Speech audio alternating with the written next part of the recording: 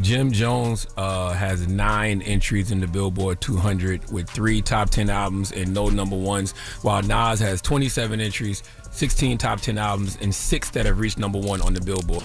I could, out of all the crazy stuff he been saying lately, that was definitely right on. Hip-hop has always thrived on bold statements, but every now and then, somebody says something that completely shifts the conversation. That's exactly what happened when Jim Jones sat across from Angie Martinez and declared, without hesitation, that he rapped better than Nas. The clip spread like wildfire. Memes, podcasts, and group chats lit up instantly. To some, it was just another confident flex from Jim. But to others, it wasn't confidence at all. Nas and Jim Jones. I see where Jim Jones is coming from. Like, I can see him, because if you're looking at the algorithms now, I can see where he's coming from.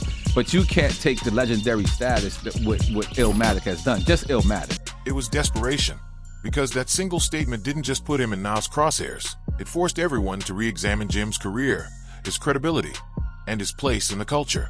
And when you peel it back, the story isn't really about whether Jim Jones can rap better than Nas. It's about something much deeper, a decades-long fight for respect that Jim has never truly won. Let's rewind to that Angie Martinez interview. Jim was relaxed, reminiscing about his career when he dropped the line, "I rap better than Nas." Jim Jones was never better than Nas. Jim Jones will never be better than Nas. Shit Jim says doesn't even make sense compared to what Nas has done for our culture. Yeah. No smirk, no laugh, just straight-faced confidence. Angie blinked, caught off guard. The internet froze. Because here's the thing, Nas isn't just another rapper. He's Nasir Jones, the kid who wrote Illmatic at 19, the guy who turned lyrical storytelling into cultural scripture. Nas is the blueprint for generations of rappers. Don't forget to subscribe. There's a lot more behind-the-scenes drama coming up. So when Jim compared himself directly to him, it felt like a line being crossed. Social media had a field day. Twitter exploded, TikTok flooded with edits, memes dropped within minutes. And it didn't take long for the hip-hop community itself to weigh in. Charlemagne called it a reach. Fat Joe raised his eyebrows. Nas and Jim Jones. I see where Jim Jones is coming from. Like, I can see him, because if you're looking at the algorithms now, I can see where he's coming from. But you can't take the legendary status that what Illmatic has done. Just Illmatic. Jadakiss didn't even need to say much. His silence alone spoke volumes. Nobody was disrespecting Jim, but the message was clear. Don't put yourself in that lane. It wasn't just about perception. The stats told the story too. Nas has 27 entries on the Billboard 200, 6 number 1 albums, 16 that hit the top 10. Jim Jones, 9 entries total, 3 in the top 10, and none that ever reached number 1. This isn't slander, it's just a record. Nas has built a legacy across 3 decades. Jim's had hits, sure, We Fly High, Ballin', the early Dipset era. I'm all for new and change, but I'm not for riding the coattail of and then getting to a place and trying to stun on the you was riding the whole time. I don't like that. But that catalog doesn't match up to Nas' consistency, depth, or influence. Hip-hop culture noticed. Because in this game, it's not enough to be confident. Respect doesn't just come from talking heavy. It comes from bars, timeless records, and the impact you leave behind. And when Jim tried to put himself on Nas' level, the culture quickly reminded him, you can't rewrite the scorecard. Now, part of the reason this moment stung so much is because Jim's relationship with respect has always been complicated. Back in the early 2000s, Dipset was unstoppable. Cameron, Joel Santana, and Jim Jones formed one of the most iconic movements in hip-hop. You was a fan. You begged us. You are a fan. A fan. Their style, their slang, their pink fur coats, it defined an era. But even then, Jim wasn't seen as the rapper of the crew. He was the muscle, the energy, the hype man who could hold the stage. And over time, that label started to wear on him. In a Hot 97 argument with Maze, things got personal. Maze pressed Jim about his Harlem roots, questioned his authenticity, and painted him as an outsider trying to force his way in. I was the CEO of Diplomats. I made Diplomats with him. I was with him for every bit of his journey. I held him down. I took that position of holding him down. Cameron, the very man who brought Jim into the spotlight, later distanced himself publicly. He even joked about Jim's identity issues, suggesting Jim was always trying to rewrite his own place in Dipset history. That tension never really disappeared. It turned into a pattern. Moments where Jim was always fighting to prove he belonged at the same table as his peers. Like I looked it up to see like who gets searched more in 2025. It's still Nas. But what really cemented that credibility gap wasn't just music politics.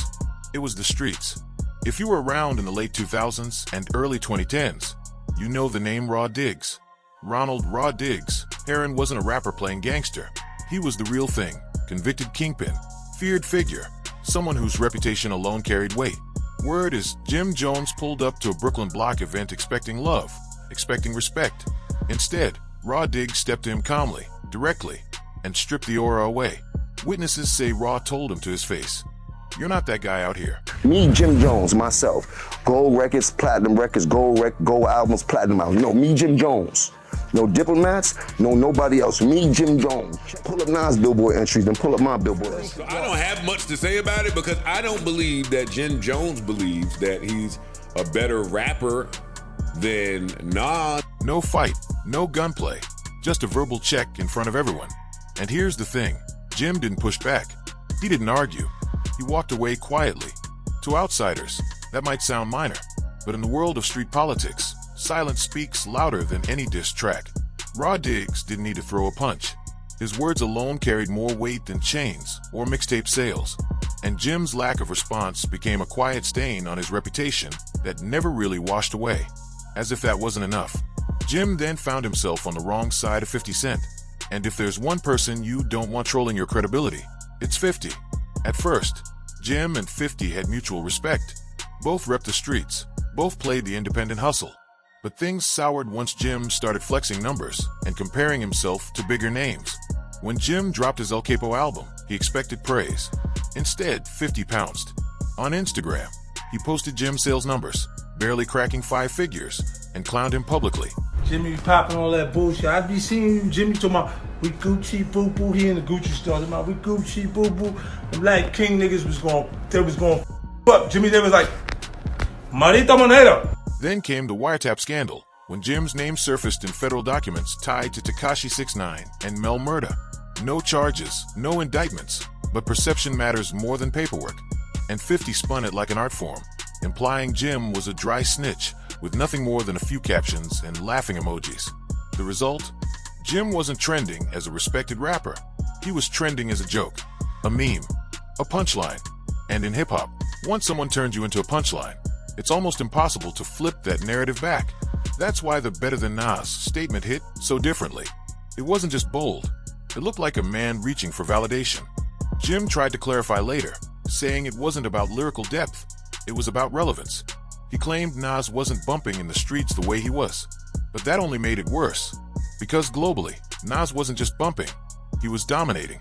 Fresh off the King's Disease trilogy, Nas had redefined what it meant to age gracefully in rap. He wasn't just surviving, he was thriving, winning Grammys nearly 3 decades into his career, pulling millions of monthly listeners on Spotify, 9.1 million compared to Jim's 875,000. Streaming-wise, Nas has about 9.1 million monthly Spotify listeners, while Jim Jones clocks in around 875,000. Even Jim's allies had to push back. N.O.R.E., one of his closest friends in the industry, gently told him, "We love Jim, but that's not even a conversation." The more Jim doubled down, the more isolated he looked. And that isolation didn't just come from Nas comparisons. It was showing everywhere. Maze, who knew Jim from the early Harlem days, resurfaced to call him out. Old Hot 97 tapes with Cameron and Maze arguing on air started circulating again, reminding fans of the messy history. Cam himself stayed distant, only chiming in with dry, dismissive comments. Even Styles p-checked Jim when his name got pulled into an online debate. The message was clear. Jim was standing alone. And that's dangerous in hip-hop. A culture built on crew loyalty. Wu-Tang had each other. Outkast had each other. Dipset once had that unity. But by 2025, it felt like Jim was on a solo campaign, fighting harder for respect while the people closest to him weren't standing behind him. Here's the truth. Jim Jones has always hustled harder than most. He never stopped working, never stopped talking his talk, never stopped trying to control his own narrative. You smoke, right? Yeah. Were you smoking when you said you better than Nas? I might have been a little bit. Well, as far as let's get this right. I'm way more influential than Nas, and I don't care what nobody says. But respect in hip-hop doesn't come from volume. It comes from foundation. It comes from consistency, legacy, and authenticity. And when fans looked closely, they saw a man still trying to convince them of something the culture had already decided. Whether it was lyrical skill, street credibility, or industry impact, Jim never quite stuck the landing. So when he said he was better than Nas, it wasn't seen as confidence. It was seen as proof of that gap. A reminder that respect isn't claimed, it's given. And for Jim Jones, it's the one thing that always seemed just out of reach.